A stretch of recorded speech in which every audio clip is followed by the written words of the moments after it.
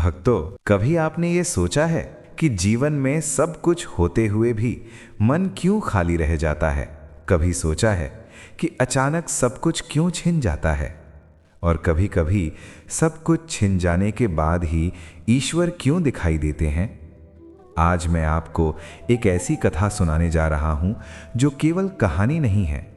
ये भाग्य, अहंकार और गुरु कृपा की जीवित कथा है। ये कथा है देव गुरु बृहस्पति की। ये कथा है उस व्यक्ति की जिसके पास राज्य था, वैभव था, सोना था, सेना थी, लेकिन उसके पास विनय नहीं थी। और जब विनय नहीं होती तो ईश्वर मौन हो जाते हैं। भक्तों, ये कथा केवल प्राचीन समय की नहीं है। ये कथा आज के हर मनुष्य की है, क्योंकि जब तक सब कुछ मिलता रहता है हम ईश्वर को भूल जाते हैं, और जब सब कुछ छिनता है तभी हम उन्हें पुकारते हैं। अब ध्यान से सुनिए। बहुत समय पहले की बात है। भारतवर्ष में एक अत्यंत समृद्ध और शक्तिशाली राज्य था। उस राज्य के राजा धर्मज्ञ थे, वीर थे और अपार धन संपदा के स्वामी थे। राजमहल सोने चांदी से जगमगाता था। हाथी घोड़े, सेना, दास दासियां, कोई कमी नहीं थी। प्रजा सुखी थी, राज्य समृद्ध था। लेकिन भक्तों, कहते हैं ना, जब सब कुछ मिल जाता है तभी सबसे बड़ा दोष जन्म लेता है, अहंकार। राजा को अपने वैभव पर घमंड हो गया था। उसे लगने लगा था कि ये सब उसकी बुद्धि, उसकी शक्ति और उसकी चतुराई का फल है। धीरे धीरे राजा ने दान करना कम कर दिया। ब्राह्मणों का आदर घट गया। साधु संत राजमहल से दूर होने लगे। राजा के मन में ये भाव बैठ गया, मैं ही सब कुछ हूं। और भक्तों, यही वो क्षण होता है जब भाग्य चुपचाप करवट लेता है। राजा को ये नहीं पता था कि जिस वैभव पर वो घमंड कर रहा है वो देव गुरु बृहस्पति की कृपा से है, और जब गुरु की अवहेलना होती है तो कृपा भी रुक जाती है। एक दिन राजा के दरबार में एक साधु आए। उनका तेज अद्भुत था, मुख पर शांति, आंखों में गहराई। वे कोई साधारण साधु नहीं थे, लेकिन राजा ने उन्हें पहचानने का प्रयास भी नहीं किया। दरबार में अनादर हुआ, दान नहीं मिला और साधु मौन रहकर चले गए। भक्तों, वही साधु देव गुरु बृहस्पति थे। लेकिन ये बात राजा को तब समझ में नहीं आई। साधु के जाते ही राज्य में अशांति की छाया पड़ने लगी। व्यापार डगमगाने लगा, सेना में मतभेद होने लगे। राजा को अजीब अजीब स्वप्न आने लगे, लेकिन अहंकार अब भी कम नहीं हुआ। और तभी भाग्य ने अपना खेल शुरू किया। भक्तों, ये केवल शुरुआत थी। अब जो होने वाला था वो राजा की कल्पना से भी परे था। अब ध्यान से सुनिए, क्योंकि अहंकार एक दिन में पाप नहीं बनता, वो धीरे धीरे मन में उतरता है। राजा का राज्य दिन ब दिन और भी वैभवशाली होता जा रहा था। खजाने में सोने की मोहरें गिनी नहीं जाती थीं। राजमहल में हर दिन नए उत्सव होते। नृत्य, संगीत, भोजन और विलास, सब कुछ अत्यधिक था। राजा को चारों ओर से प्रशंसा ही प्रशंसा मिलने लगी। दरबारी दिन रात राजा की बुद्धि, उसकी नीति, उसकी शक्ति के गुण गाने लगे। महाराज, जैसा दूरदर्शी राजा इस धरती पर कोई नहीं। आपके बिना ये राज्य कुछ भी नहीं। भक्तों, यही वे शब्द होते हैं जो मनुष्य को धीरे धीरे अंधा कर देते हैं। राजा अब दान को अपना कर्तव्य नहीं, उपकार समझने लगा। ब्राह्मणों को सम्मान देना उसे भार लगने लगा। साधु संत जब दरबार में आते तो राजा मन ही मन सोचता, ये लोग मेरे धन पर जीते हैं, मेरे बिना इनका अस्तित्व क्या है। और यहीं से राजा गुरु तत्व से दूर होने लगा। भक्तों, शास्त्र कहते हैं कि गुरु से बड़ा इस संसार में कोई दानी नहीं, लेकिन राजा ये सत्य भूल चुका था। एक दिन राजमहल में विशाल यज्ञ का आयोजन हुआ। चारों ओर धूमधाम थी। राजा ने हजारों ब्राह्मणों को आमंत्रित किया, लेकिन दान केवल दिखावे के लिए था। मन में न विनय थी न श्रद्धा। उसी यज्ञ के दिन एक तेजस्वी साधु राजमहल की ओर आए। उनका शरीर साधारण वस्त्रों में था, लेकिन उनकी आंखों में असीम ज्ञान था। दरबार में पहुंचकर उन्होंने मौन प्रणाम किया। राजा ने उन्हें देखा और नजर फेर ली। कोई आसन नहीं दिया, कोई सम्मान नहीं। दरबारियों ने भी उन्हें नजरअंदाज कर दिया। साधु कुछ क्षण वहीं खड़े रहे, फिर धीरे से बोले, राजन, वैभव स्थायी नहीं होता। राजा हंस पड़ा।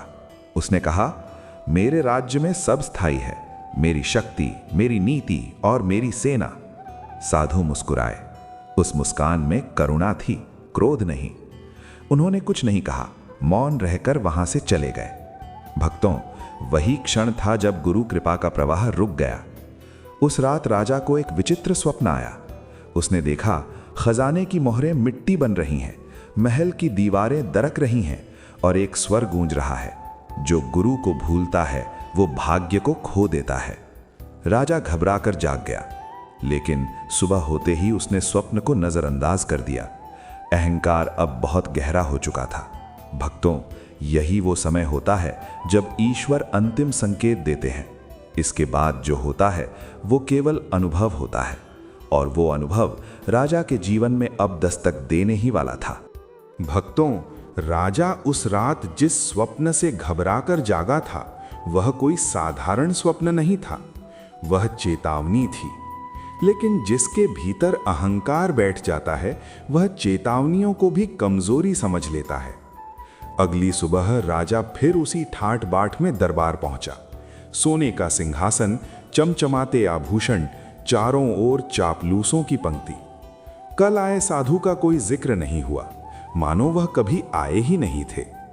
लेकिन भक्तों, गुरु कभी अपमान को याद नहीं रखते, वे केवल शिष्य की दशा देखते हैं।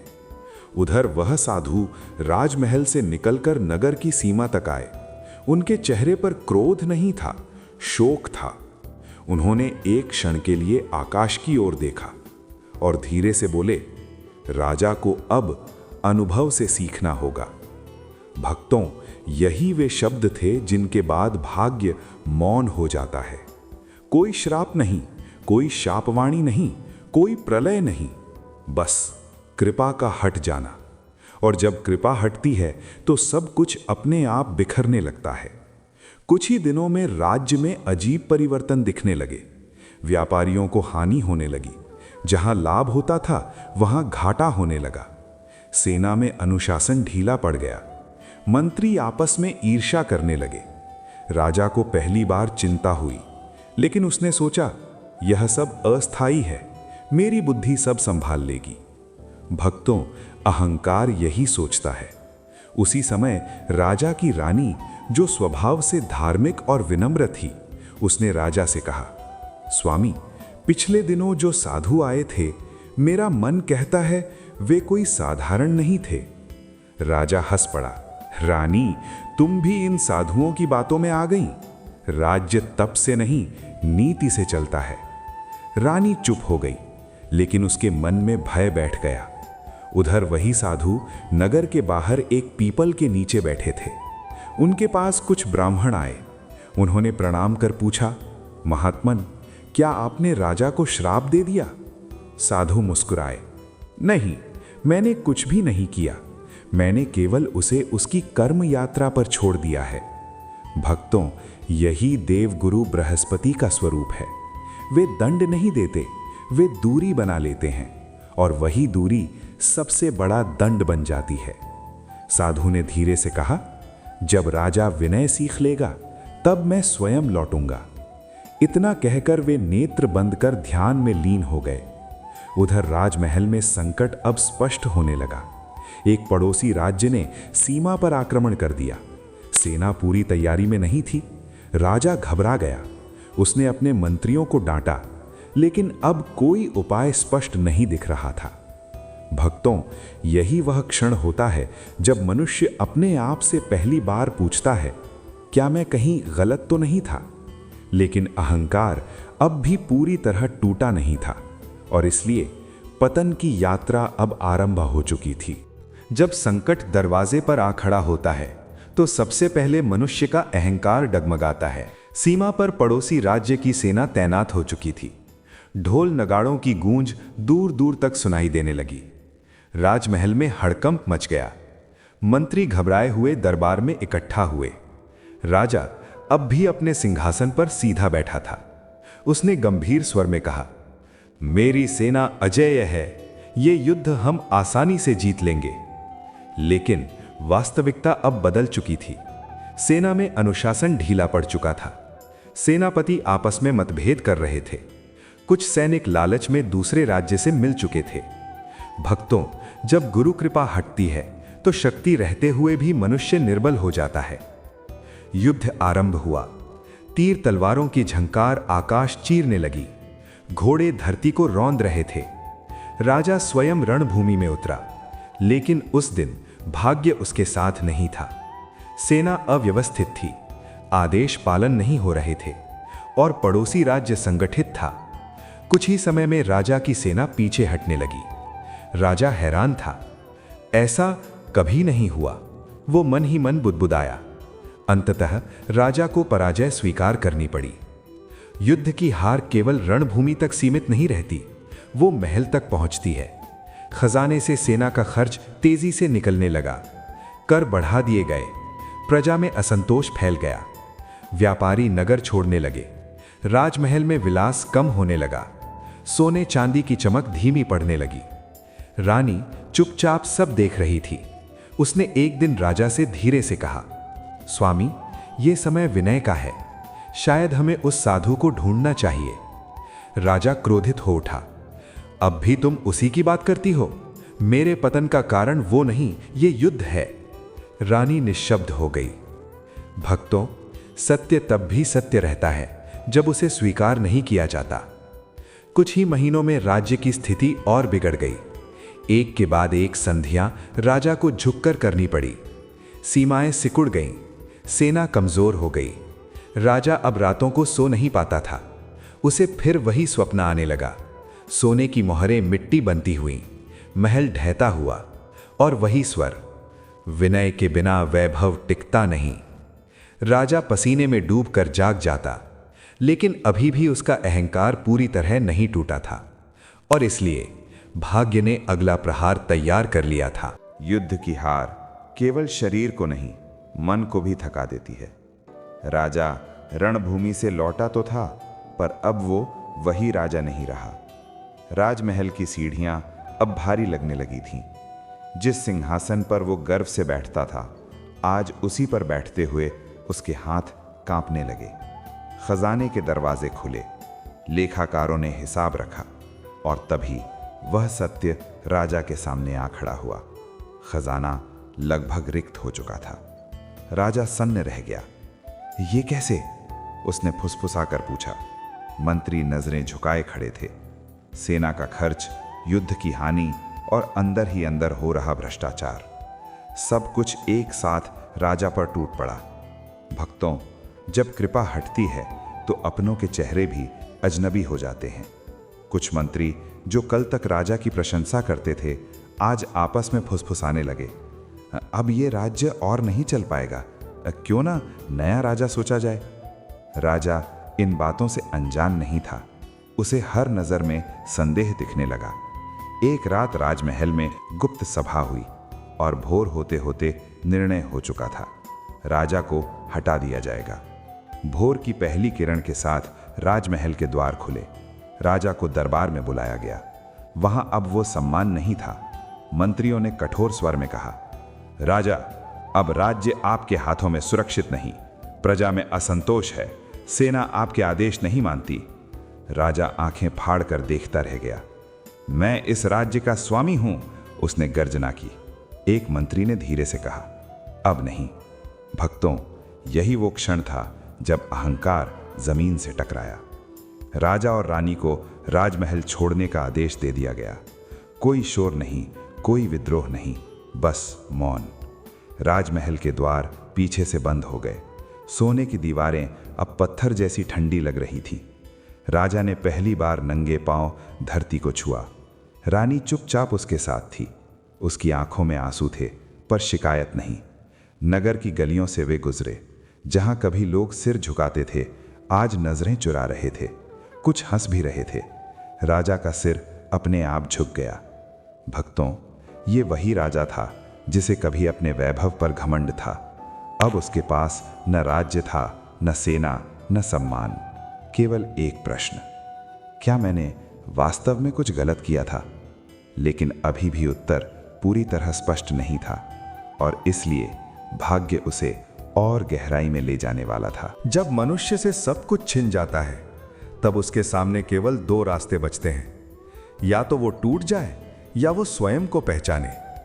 राजा और रानी राजमहल से निष्कासित होकर नगर की सीमा पार कर गए। अब उनके पीछे कोई सेवक नहीं था, आगे कोई मार्गदर्शक नहीं, सिर्फ अजनबी रास्ते और अपरिचित भविष्य। दिन ढलने लगा था, भूख अब शरीर में चुभने लगी थी। रानी कमजोर पड़ रही थी। राजा ने पहली बार अपनी रानी का हाथ मजबूती से थामा।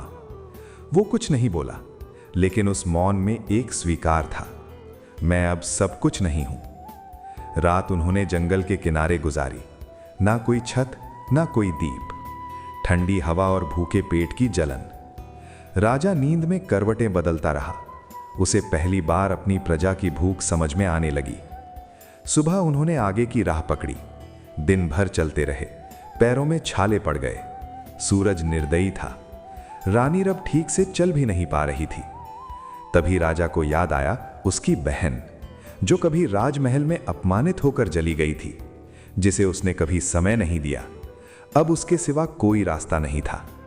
राजा ने रानी से कहा, यदि वो मुझे माफ कर दे तो शायद आज की रात कट जाए। रानी ने धीरे से सिर हिलाया। उसकी आंखों में अब भी विश्वास था। बहन का घर एक छोटे से गांव में था, मिट्टी की झोपड़ी। राजा उस द्वार पर खड़ा हो गया। कुछ क्षण उसके पैर जड़ हो गए। वही राजा जो कभी सोने के द्वार से अंदर जाता था, आज मिट्टी के द्वार पर खड़ा था। राजा ने धीरे से आवाज दी, बहन। द्वार खुला। बहन ने उसे देखा। कुछ पल तो वो चुप रही, फिर उसकी आंखों से आंसू बह निकले। भैया। वो राजा नहीं, भाई को देख रही थी। उसने कुछ नहीं पूछा, कोई शिकायत नहीं की, बस उन्हें अंदर बुला लिया। भक्तों, जहां संसार दरवाजे बंद करता है, वहां रिश्ते अब भी खुले रहते हैं।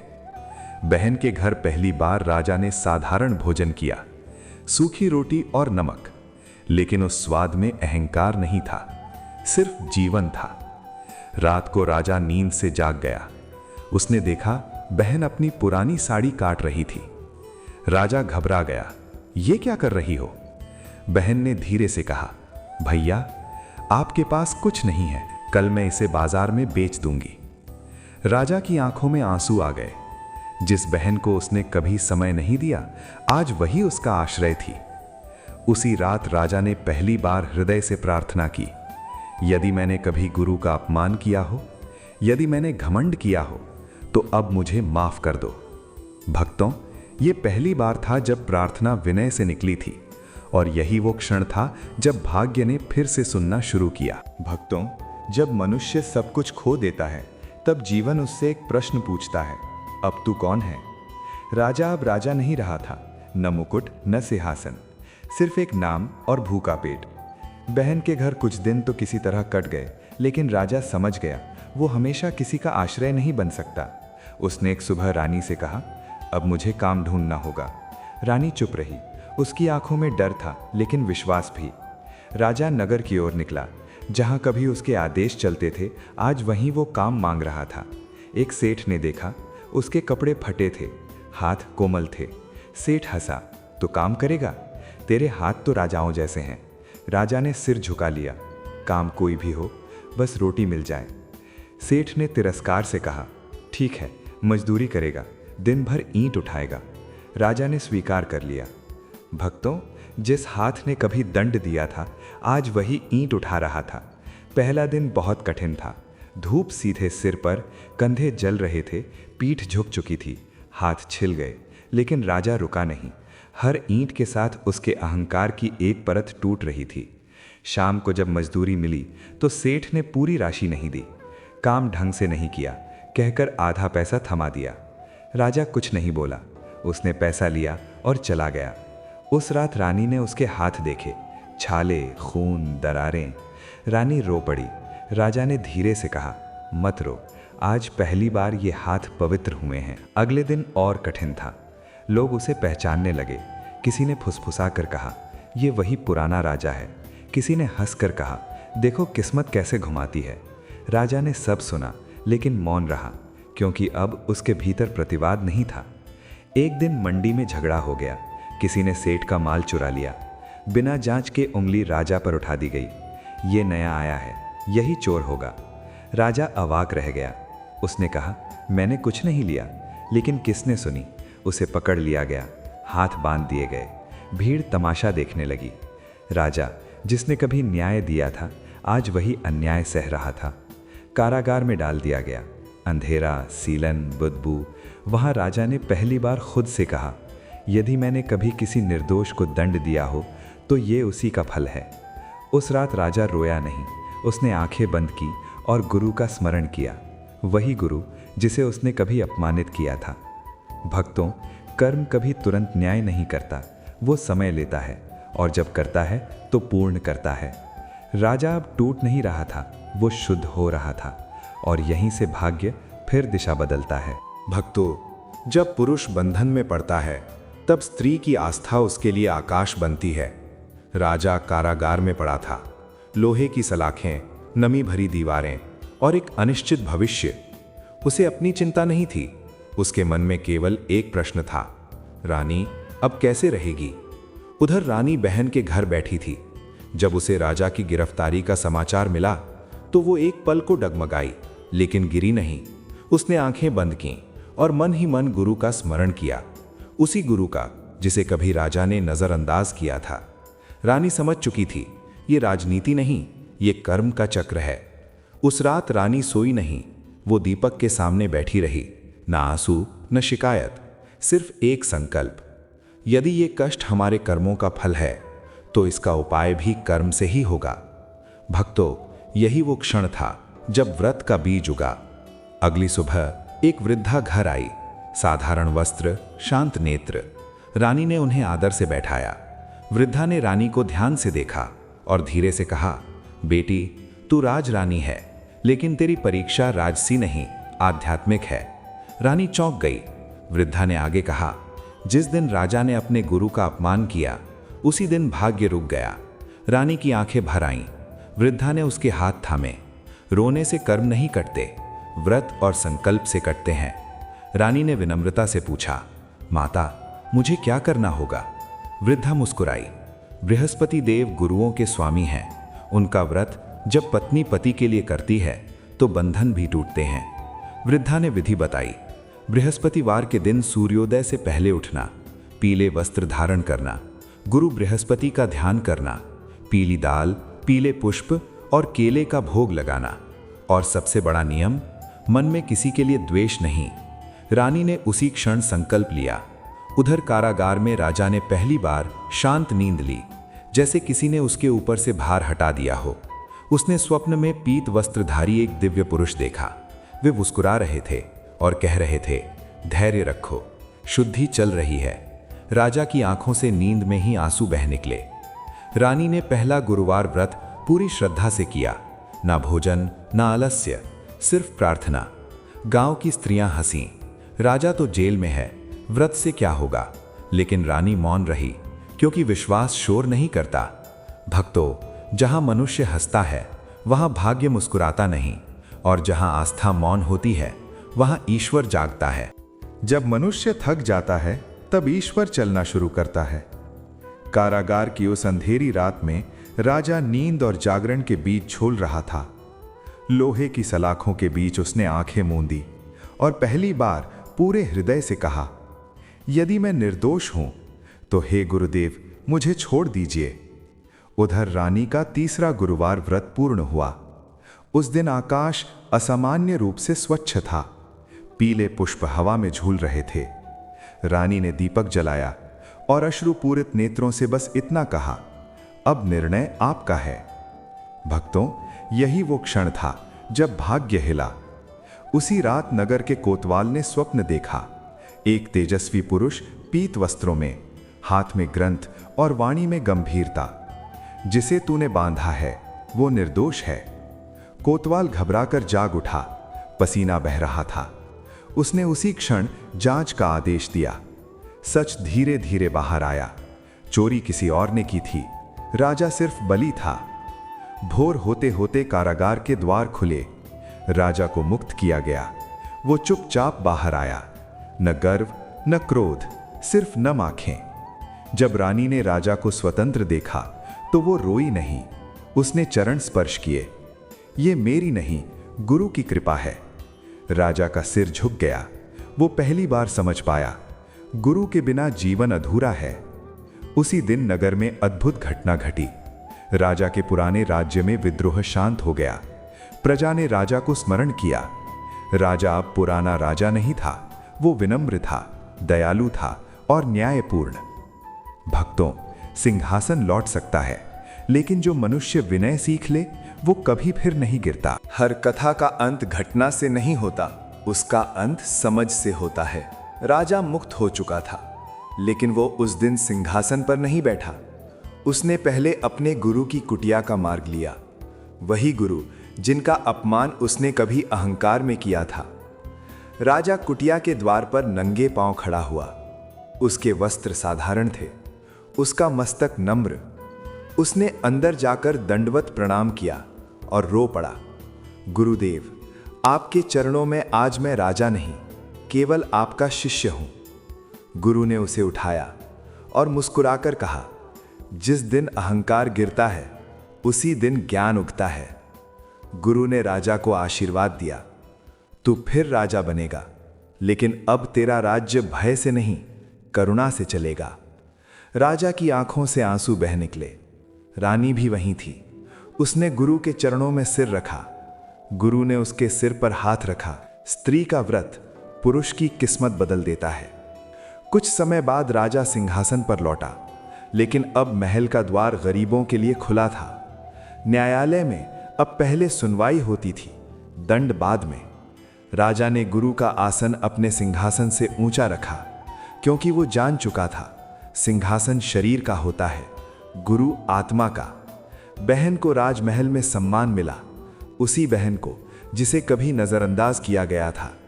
राजा ने उसके चरण छुए। तू ना होती तो मैं आज यहां ना होता। भक्तों, समय बीतता गया। राजा और रानी ने अपने जीवन में संतान सुख पाया, लेकिन वे अपने बच्चों को राजा बनने की नहीं, मानव बनने की शिक्षा देते थे। और जब जीवन की संध्या आई, राजा ने सिंहासन अपने योग्य उत्तराधिकारी को सौंप दिया और वन की ओर प्रस्थान किया, वहीं जहां कभी उसने अपना अहंकार तोड़ा था। भक्तों, ये कथा हमें सिखाती है, गुरु का अपमान राज्य छीन लेता है, स्त्री का व्रत भाग्य बदल देता है, अहंकार सब कुछ गिरा देता है और विनय सब कुछ दिला देता है। भक्तों, आज की ये कथा यहीं समाप्त नहीं होती। आज ये कथा आपके भीतर शुरू होती है, क्योंकि बृहस्पति देव की कथा सिर्फ किसी राजा रानी की कहानी नहीं है, ये हम सब के जीवन का आईना है। कभी आपने सोचा है कि जब सब कुछ होते हुए भी जीवन में रुकावटें आती हैं, तो उसका कारण क्या होता है? क्यों परिश्रम के बाद भी फल देर से मिलता है? क्यों बुद्धि होते हुए भी निर्णय गलत हो जाते हैं? क्यों रिश्ते टूटने लगते हैं और सम्मान हाथ से फिसलने लगता है? भक्तों, ये संकेत होता है गुरु की कृपा से दूरी का। बृहस्पति देव केवल ग्रह नहीं हैं, वे बुद्धि, विवेक, धर्म और मार्गदर्शन के अधिष्ठाता हैं। जब मनुष्य ज्ञान पाकर भी विनम्र नहीं रहता, जब वो अपने गुरु, अपने मार्गदर्शक, अपने संस्कारों का आदर भूल जाता है, तब धीरे धीरे सब कुछ छिनने लगता है। आज की कथा में आपने देखा, राजा का पतन अहंकार से शुरू हुआ और उद्धार विनय से हुआ। ये नियम केवल राजा के लिए नहीं है, ये हम सब के लिए है। भक्तों, आज यदि आप अपने जीवन में रुकावट महसूस कर रहे हैं, तो स्वयं से एक प्रश्न पूछिए, क्या कहीं ना कहीं मैंने अपने गुरु, अपने माता पिता या अपने संस्कारों का अपमान तो नहीं किया? क्या मैंने ज्ञान तो लिया पर श्रद्धा छोड़ दी? यदि हां, तो आज ही मन क्षमा मांगिए, क्योंकि बृहस्पति देव दंड देने वाले नहीं, मार्ग दिखाने वाले हैं। इस कथा को ध्यान से सुनने वाले भक्तों, यदि आपके जीवन में विवाह में विलंब है, संतान सुख में बाधा है, शिक्षा या करियर अटका हुआ है, निर्णय बार बार गलत हो रहे हैं, या सम्मान बार बार टूट रहा है, तो ये कथा आपके लिए संकेत है। गुरुवार के दिन पीले वस्त्र धारण कर बृहस्पति देव का स्मरण कीजिए। गुरु का सम्मान कीजिए, चाहे वो जीवित गुरु हों, माता पिता हों या जीवन का अनुभव। याद रखिए, जहां गुरु का सम्मान होता है वहां जीवन में अंधकार नहीं टिकता। भक्तों, कथा का सबसे बड़ा संदेश यही है, धन चला जाए तो फिर आ सकता है, राज्य चला जाए तो फिर मिल सकता है, लेकिन यदि गुरु की कृपा चली जाए तो सब कुछ होते हुए भी जीवन खाली हो जाता है। अब जाते जाते मैं आपसे एक छोटा सा निवेदन करता हूं।